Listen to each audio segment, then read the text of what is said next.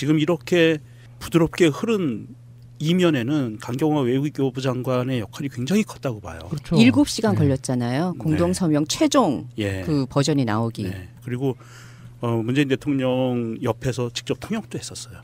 그분보다도 더 잘할 분은 없죠. 그렇죠. 예. 강경화 외교부 장관 드디어 미국하고 통화가 됐네요. 네, 그렇습니다. 틸러슨 미 국무장관과 어제 이제 밤에 통화가 이루어졌는데요.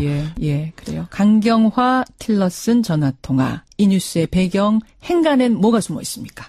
첫 번째 행간은 강경화 장관이 유엔 베테랑 출신이었지입니다. 그런 생각이 먼저 드셨어요? 강 장관이 누굽니까? 유엔 사무총장 정책특보 출신이잖아요. 그렇죠. 인사청문회 과정에서 뭐 여러 위장전입이라든가 부동산 문제 이런 이제 문제 때문에 잡음이 좀 일기는 했지만 역대 외교부 장관이나 반기문 전 유엔 사무총장까지 외교부 장관으로 최적임자다 추천을 했을 정도로 다자 외교에는 강점이 좀 있습니다. 강점이 다자 외교예요. 그럼요. 예. 한 번도 못 만나본 사람하고 여러 번 얼굴 마주친 사람. 여러 국가들의 어떤 사람들을 알고 있다고 하는 것은 엄청난 자산일 수 있거든요. 그러니까 이분의 능력을 우려하는 분들도 대북 관계 요쪽을 잘 알 것인가 요거를 염려는 했습니다만 다자 외교에 있어서 인정을 그렇죠. 했던 사람이니까. 예, 맞아요. 근데 아니나 다를까 어제 틸러슨 장관과 25분간 통화가 이루어졌는데요. 가장 눈에 띄었던 부분은 별도의 통역 없이 1대1로 거침없이 대화를 주고받았다는 겁니다. 외교부 장관이면 다 그런 거 아니에요? 그런 건 아니에요. 외교부 장관이라고 해서 이 일반적인 회담이나 뭐 이런 거 할 때 아주 예민하게 단어들이 오고 가고 있기 때문에 그건 통역을 써야 돼요. 그래요? 예. 근데 강 장관은 미국인보다 더 영어를 잘하기로 유명하잖아요. 미국인보다 더 잘해요? 원래 우리나라 온 외국인 중에서 우리나라 사람보다 말 더 잘하는 사람 같다는 느낌 받는 사람도 있잖아요. 그렇군요. 그러니까 통역이 없다는 말이 이게 굉장히 중요한데요. 외교적인 거에서. 사실 외교에 있어서는 서로 간에 상대방의 감정의 흐름들 그걸 예민하게 읽는 게 굉장히 중요하잖아요. 그렇죠. 예를 들면 우리가 대화를 할 때도 살짝 토라졌어. 그 토라진 감정을 읽고 그 사람한테 그 감정에 대해서 살짝 이렇게 돌아가면서 애들로 표현하거나 이런 게 굉장히 중요해요. 뉘앙스라는 게 있거든요. 그걸 읽느냐 못 읽느냐의 차이가 있거든요. 그거는 읽어내기가 굉장히 어려운 거거든요. 맞아요. 그런 면에서 이 강 장관은 굉장히 큰 강점을 갖고 있는 장관이라는 게 이번에 확인이 됐다고 볼 수 있을 것 같아요. 그렇군요. 예. 두 번째 행간은 뭡니까? 두 번째 행간은 두 가지 공감이 이루어진 점을 주목할 필요가 있다입니다. 두 가지 어떤 공감입니까? 우선 어제 통화에서 가장 큰 소득은 사드 문제에 관한 오해를 또 풀었다는 겁니다. 그래요? 이거 풀어도 계속 오해가 있다고 언론에서 얘기를 하고 있기 때문에 그렇긴 하지만 일단은 어제 그 틸러슨 장관의 말을 보면 확실히 오해가 일단은 풀린 것 같습니다. 뭐라고 했길래요? 강 장관이 환경 영향 평가에 대해서 미국 내에서 사실은 우려의 목소리가 나오고 있다는 언론 보도가 굉장히 많았었잖아요. 그게 사드를 중단하려고 하는 의도가 아니라 민주적 절차와 정당성을 담보하려고 하는 목적이었다. 이렇게 설명을 하니까 틸러슨 장관이 동의를 하면서 한국 내 민주적 절차를 존중한다 이렇게 밝혔습니다. 그 단어가 나왔어요? 네네. 한국 내 민주적 절차. 그러니까 너희들은 환경 영향 평가라는 걸 받아야 되는구나. 그걸 인정한 거예요. 그럼 일단 그렇죠. 틸러스 장관 선에서는. 그러니까 미국 내에서 그 동안에 이거 사드 배치 안 하려고 하는 건 그런 뭐 이른바 꼼수 아니야? 뭐 이런 것처럼 의심했죠. 네, 의심했는데 그게 일단 풀렸다는 거고요. 또 하나는 한미 정상회담 전에 파이널 터치. 그러니까 사전 정지 작업으로 사전 접촉을 하기로 합의했다는 점입니다. 강 장관이 한미 정상회담 전에 파이널 터치를 하는 게 좋겠다 이렇게 얘기를 하니까 틸러슨 장관이 그것은 중요한 이야기다. 보좌진을 통해 일정을 조율하자 이렇게 화답을 했습니다. 그러니까 필요에 따라서 강 장관이 미국을 직접 방문하는 방안도 검토를 한다고 하는데요.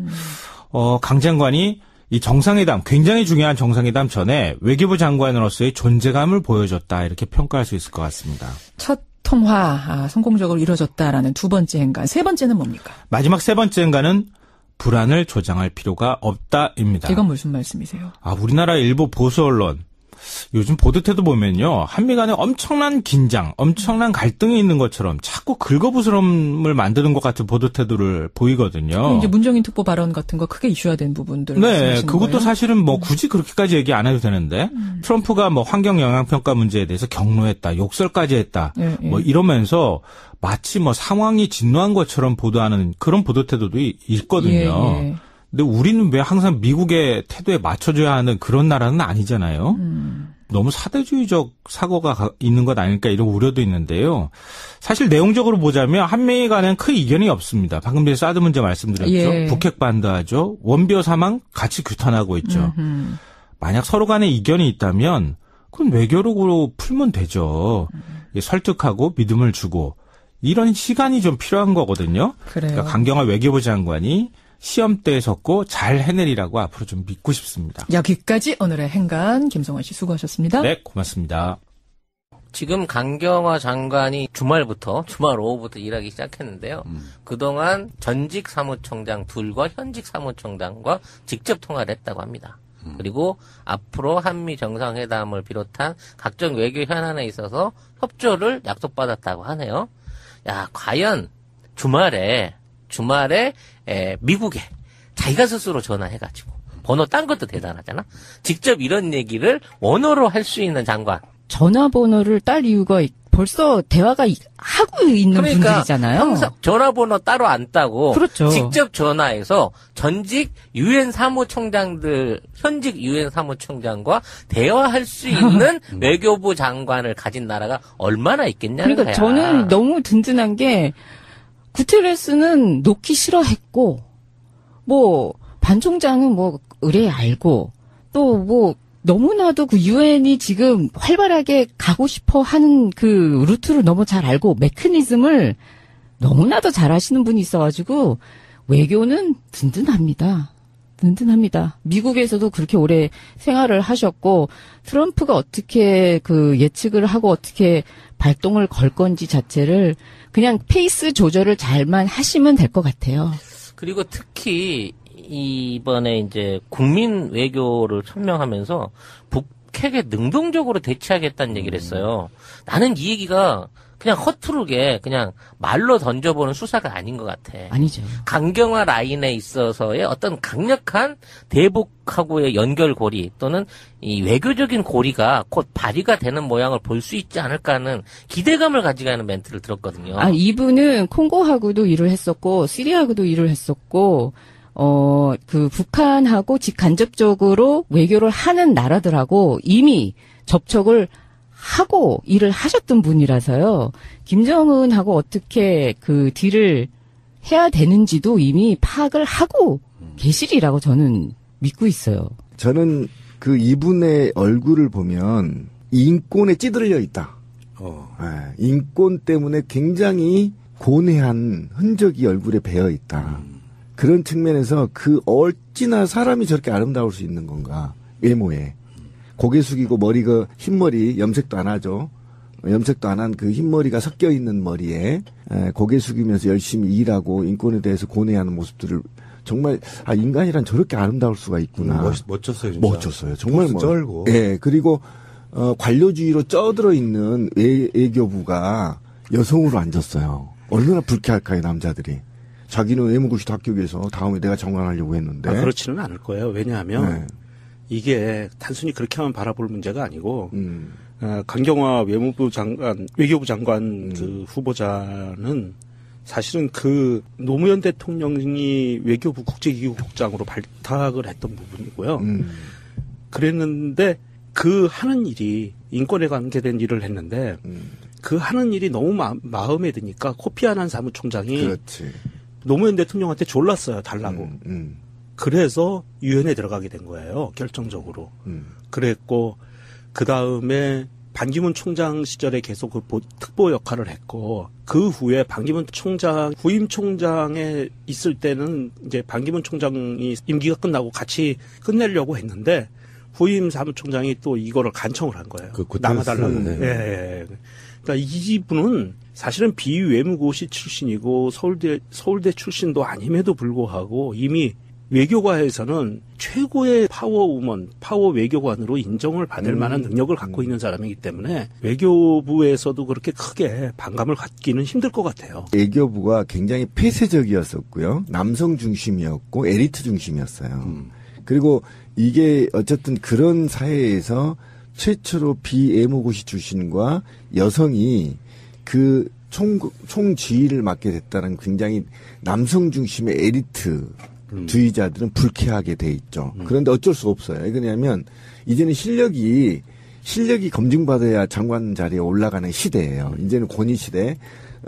예를 들면 반기문 같은 실력도 없으면서 으름장 거리는 사람들이 이제 이런 자리에 올라오고요. 그다음에 어쨌든 안토니오 구테레스 사무총장 인수팀장을 맡았고 정책특보로 임명돼 있었어요. 장관으로 하지 않아도 유엔에서 굉장히 중책을 맡고 향후에도 유엔에서 더 중책을 맡을 수 있는 실력을 검증받았다. 이렇게 보시면 되는 거예요. 그렇죠. 3대 사무총장을 거친 유일한. 이분의 능력을 우려하는 분들도 대북 관계, 네. 요쪽을 잘 알 것인가, 요거를 염려는 했습니다만, 다자 외교에 있어서 인정을 그렇죠. 했던 사람입니다. 예, 맞아요. 예. 근데 아니나 다를까 어제 틸러슨 장관과 25분간 통화가 이루어졌는데요. 가장 눈에 띄었던 부분은 별도의 통역 없이 1대1로 거침없이 대화를 주고받았다는 겁니다. 외교부 장관이면 다 그런 거 아니에요? 아, 그런 건 아니에요. 아니에요? 외교부 장관이라고 해서 이 일반적인 회담이나 뭐 이런 거 할 때 아주 예민하게 단어들이 오고 가고 있기 때문에 예. 그건 통역을 써야 돼요. 그래요? 예. 근데 강 장관은 미국인보다 더 영어를 잘하기로 유명하잖아요. 미국인보다 더 잘해요? 원래 우리나라 온 외국인 중에서 예. 우리나라 사람보다 말 더 잘하는 사람 같다는 느낌 받는 사람도 있잖아요. 그렇군요. 그러니까 통역이 없다는 말이 이게 굉장히 중요한데요. 외교적인 거에서. 예. 사실 외교에 있어서는 서로 간에 상대방의 감정의 흐름들 그걸 예민하게 읽는 게 굉장히 중요하잖아요. 그렇죠. 예를 들면 우리가 대화를 할 때도 예. 살짝 토라졌어. 그 토라진 감정을 읽고 그 사람한테 그 감정에 대해서 살짝 이렇게 돌아가면서 애들로 표현하거나 이런 게 굉장히 중요해요. 뉘앙스라는 게 있거든요. 그걸 네. 읽느냐 못 읽느냐의 차이가 있거든요. 그거는 읽어내기가 굉장히 어려운 맞아요. 거거든요. 맞아요. 그렇쳐줘야 하는 그런 나라는 아니잖아요. 너무 사대주의적 사고가 있는 것 아닐까 이런 우려도 있는데요. 사실 내용적으로 보자면 한미 간에는 큰 이견이 없습니다. 방금 전에 사드 문제 말씀드렸죠. 예. 북핵 반대하죠. 원비어 사망 같이 규탄하고 있죠. 만약 서로 간에 이견이 있다면 그건 외교력으로 풀면 되죠. 설득하고 믿음을 주고 이런 시간이 좀 필요한 거거든요. 그래요. 그러니까 강경화 외교부 장관이 시험대에 섰고 잘 해내리라고 앞으로 좀 믿고 싶습니다. 여기까지 오늘의 행간 김성환 씨 수고하셨습니다. 네, 고맙습니다. 지금 강경화 장관이 주말 오후부터 일하기 시작했는데요. 그동안 전직 사무총장 둘과 현직 사무총장과 직접 통화를 했다고 합니다. 그리고 앞으로 한미 정상회담을 비롯한 각종 외교 현안에 있어서 협조를 약속받았다고 하네요. 야, 과연 주말에 미국에 자기가 스스로 전화해가지고 번호 딴 것도 대단하잖아. 직접 이런 얘기를 원어로 할 수 있는 장관. 전화번호를 딸 이유가 벌써 대화가 하고 있는 분들이잖아요. 항상 전화번호 따로 안 따고 그렇죠. 직접 전화해서 전직 유엔 사무총장 그런 면에서 이 강 장관은 굉장히 큰 강점을 갖고 있는 장관이라는 게 이번에 확인이 됐다고 볼 수 있을 것 같아요. 그렇군요. 예. 두 번째 행간은 뭡니까? 두 번째 행간은 두 가지 공감이 이루어진 점을 주목할 필요가 있다입니다. 두 가지 어떤 공감입니까? 우선 어제 통화에서 가장 큰 소득은 사드 문제에 관한 오해를 또 풀었다는 겁니다. 그래요? 이거 풀어도 계속 오해가 있다고 언론에서 얘기를 하고 있기 때문에 예. 그렇긴 하지만 일단은 어제 그 틸러슨 장관의 말을 보면 확실히 오해가 일단은 풀린 것 같습니다. 뭐라고 했길래요? 예, 강 장관이 환경 영향 평가에 대해서 미국 내에서 사실은 우려의 목소리가 나오고 있다는 언론 보도가 굉장히 많았었잖아요. 그게 사드를 중단하려고 하는 의도가 아니라 네. 민주적 절차와 정당성을 담보하려고 하는 목적이었다. 이제 이렇게 설명을 하니까 틸러슨 장관이 동의를 하면서 한국 내 민주적 절차를 존중한다 이렇게 밝혔습니다. 아, 그 단어가 나왔어요? 네네. 한국 내 민주적 절차. 그러니까 너희들은 환경 영향 평가라는 걸 받아야 되는구나. 그걸 예. 인정한 거예요. 그럼 예, 일단 그렇죠. 틸러스 장관 선에서는 예. 그러니까 미국 내에서 그 동안에 이거 사드 배치 안 하려고 하는 건 그런 뭐 이른바 꼼수 아니야? 뭐 이런 계속 것처럼 의심했죠. 네, 의심했는데 그게 지금 이렇게 부드럽게 흐른 이면에는 강경화 외교부 장관의 역할이 굉장히 컸다고 봐요. 그렇죠. 7시간 걸렸잖아요. 공동서명 최종 예. 그 버전이 나오기. 네. 그리고 문재인 대통령 옆에서 직접 통역도 했었어요. 그분보다도 더 잘 할 분은 없죠. 그렇죠. 예. 강경화 외교부 장관 드디어 미국하고 통화가 됐네요. 네, 그렇습니다. 틸러슨 미 국무장관과 어제 이제 밤에 통화가 이루어졌는데요. 예, 그래요. 강경화 틸러슨 전화 통화. 이 뉴스의 배경 행간엔 뭐가 숨어 있습니까? 첫 번째 행간은 강경화 장관이 유엔 베테랑 출신이었지입니다. 그런 생각이 먼저 드셨어요? 강 장관이 누굽니까?